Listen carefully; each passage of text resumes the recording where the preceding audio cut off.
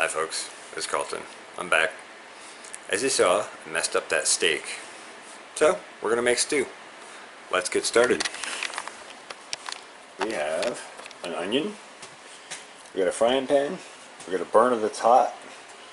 We're gonna caramelize the onion in some butter, some nice organic butter, and then we'll add a little bit of flour to that to make what's called a roux, and that will help our stew thicken. And you saw the meat in the pot before, and then I'm going to chop up some potatoes and probably some squash and a few other things to add to the stew. And I'm going to do all the prep work in the kitchen here because the bugs are horrible, and we had some wicked hot weather. So it's actually drifted across to Tuesday now, not Friday. But hey, gotta rock and roll, right? Let's do it. Ready to go.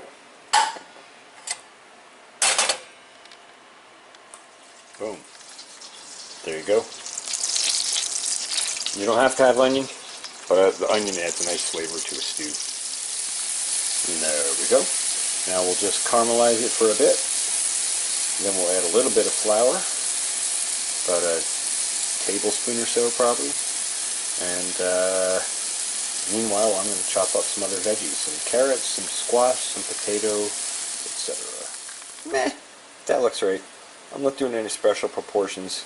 I am glad to be starting with a large steak, though. I like a really beefy stew. So we'll chop these up. I'm not going to peel these. Some people do, some people don't. I probably will rinse them before I chop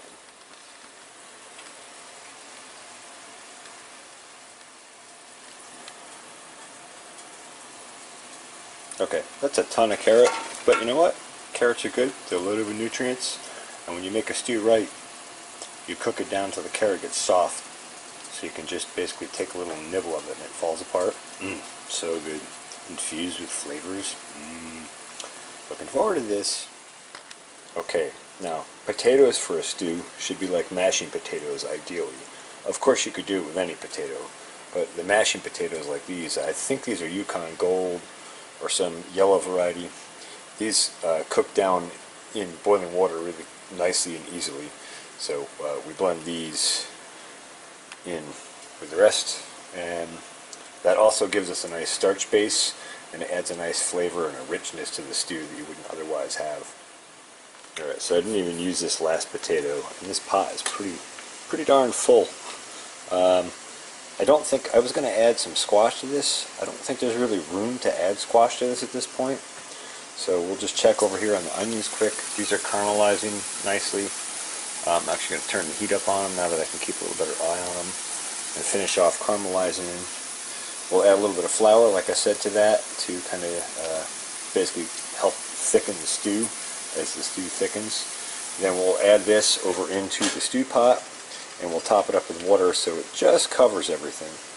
And then we'll take that over to the campfire, because I'm going to go hang out by the campfire for a little bit tonight, and we'll let this cook slow over that. I found some cherry wood over there the other day, so I'll get a little fire going, get some cherry wood glowing, get a nice coal base, and just slow simmer this over the fire. And should be done by later tonight. Alright. One thing I wanted to mention, I usually would be doing this with uncooked meat. And if you're doing this with uncooked meat, then you'll also want to, once you get done caramelizing and adding the flour to it, you'll actually want to brown the meat off. It's even better if you do that in a separate pan, and that's basically, you'd end up with a more tender meat than what I'm going to have here, but I'm going to let this pot cook down real well.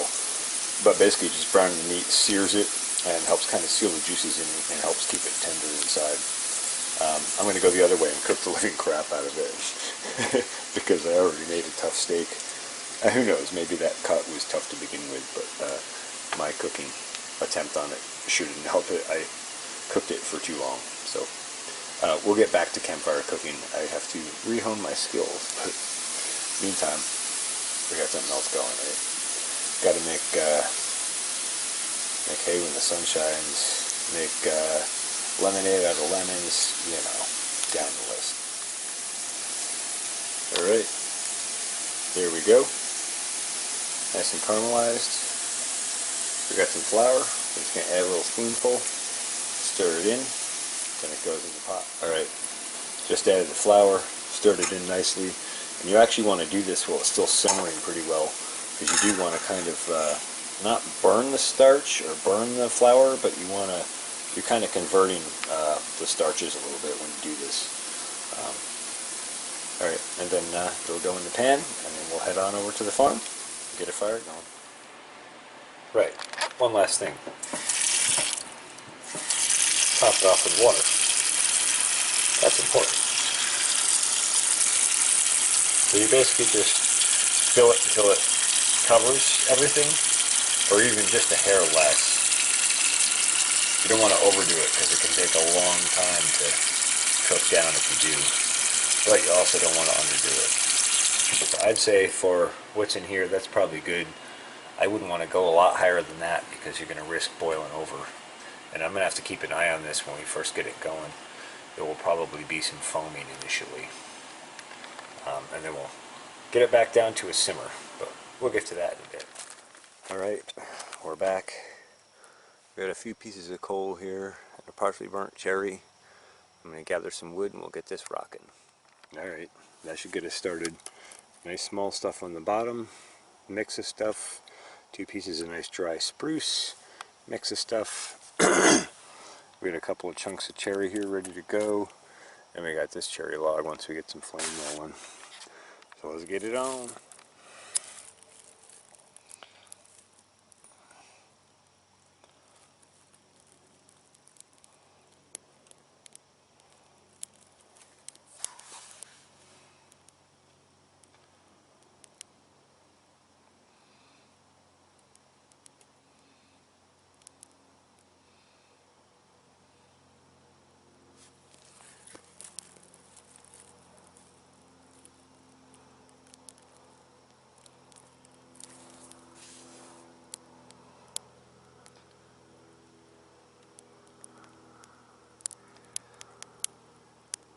What can I say? Paper's for losers.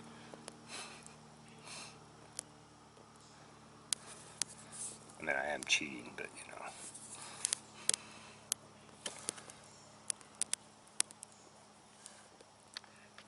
know. Alright, that's lit.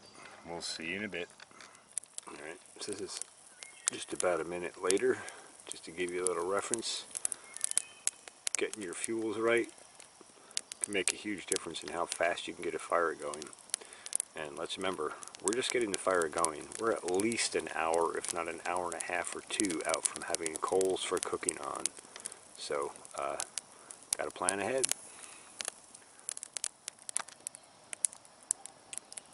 Alright, it's been about another 5 minutes or so, maybe 8. Starting to kick off. So are the skeeters. That's alright, I brought along some rosemary and lemongrass essential oils. We'll fix them real quick. So we're maybe 20-25 minutes, maybe even half an hour in now from light up. Probably like 20 minutes from light up, maybe 25. And I got the pot set up here.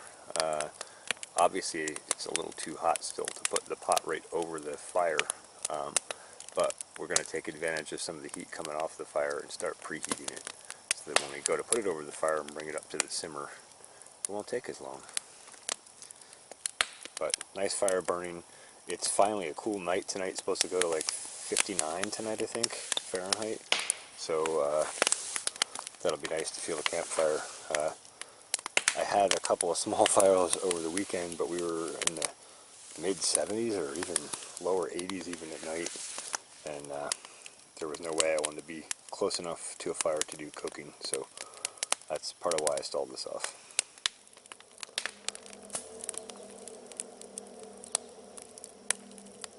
Okay, so it's been about 45 minutes since I lit the fire. I moved the rack into place here over the fire pit and slid the pot out more toward the fire.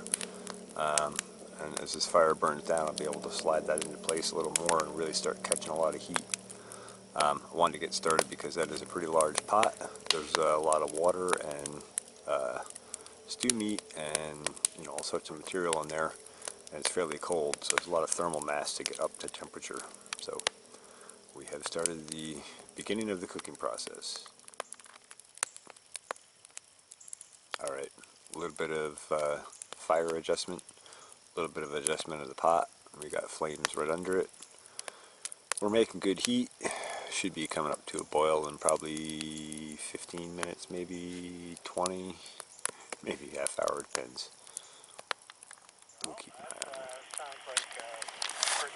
on it. Alright. Let's just see where we're at here. Yeah, it's starting to warm up. We're getting there. Yeah. Always good to have a tending stick for poking the fire, taking the lid off. This is not the pot I would normally work with. Ordinarily I work with a Dutch oven, which I think my mom has at the moment, but I will get that out when we do the outdoor cooking series. For now we're just making some stew. Let's have a check. Oh yeah, I would say we're definitely heated up and burling. So we'll just slide her back a bit and pull some of the fire back away so we just keep a simmer going. Pardon the shoddy camera work. Alright, we're cooking.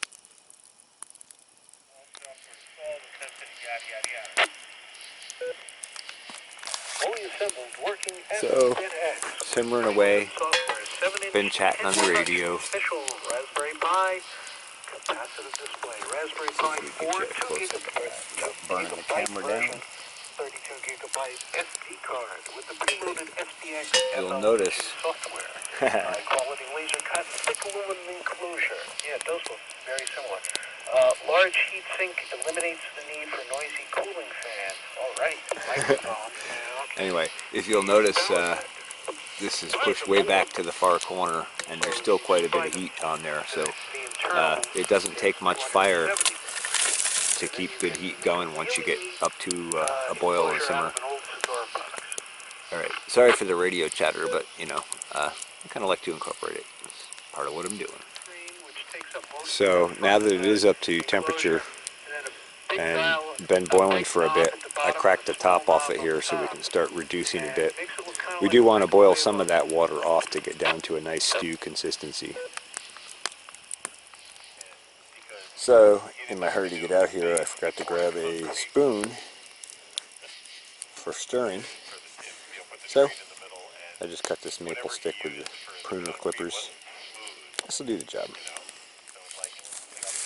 There we go. That's starting to look a little more stew-like. Stirred up, simmering away.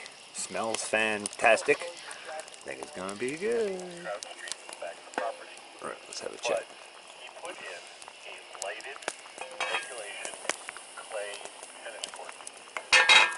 Ooh, simmery, simmery.